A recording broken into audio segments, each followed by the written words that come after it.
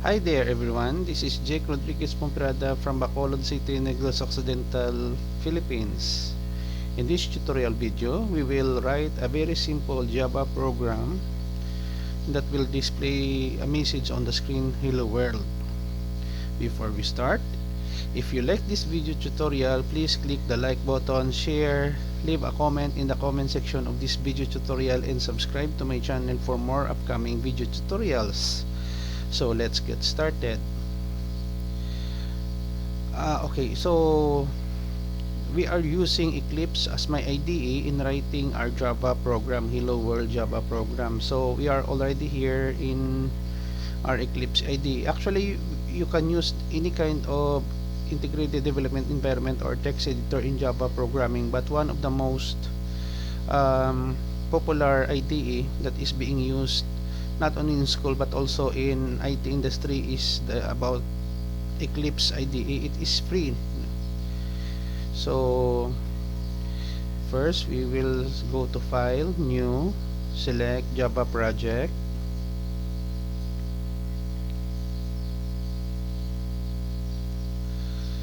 Okay, so here in the Create Java Project, I will type Hello World. This is the name of our project, Hello World Display. Name of our project. Next.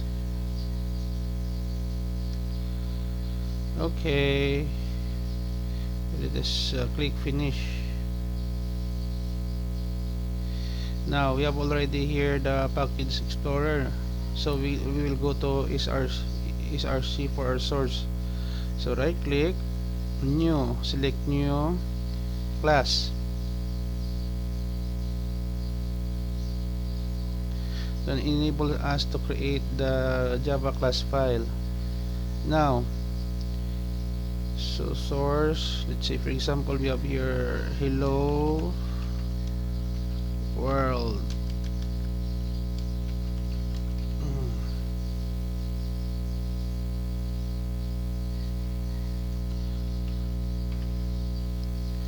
Hello World. And then here, if you want to create a program in Eclipse in Java that has already static void main, just click this public static void main. It will auto generate it to us. So we can also put generated comments. So click the finish button,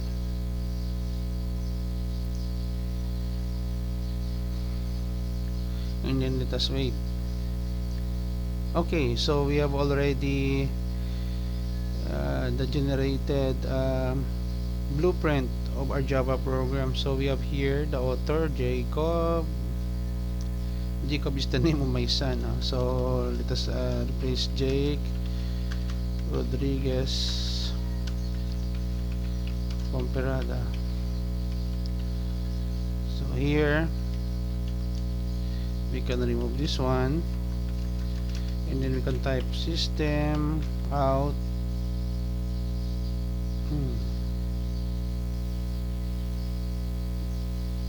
point print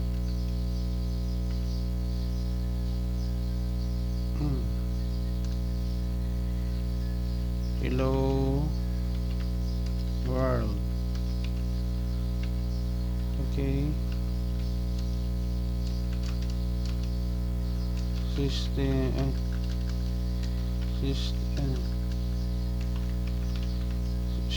out point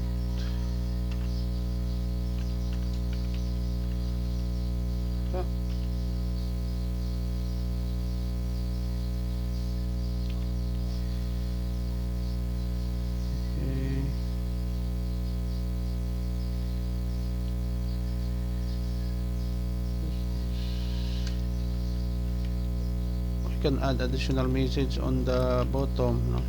Copy and paste.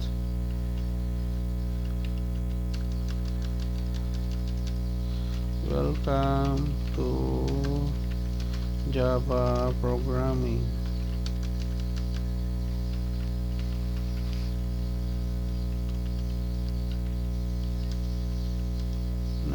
message here. Horizontal tab, end of program.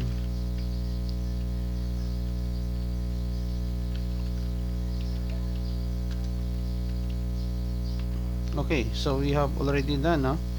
So I have here a series of statement.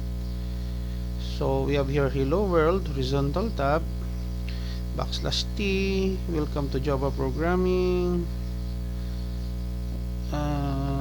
end of program. So after we have done, Control S to save our work, then click this run button here.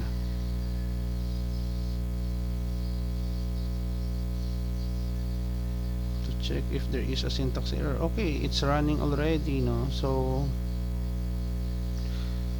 okay, hello world, welcome to Java programming in a program. So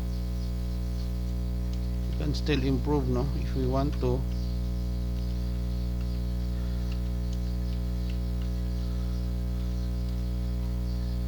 Control S, and then we will run again.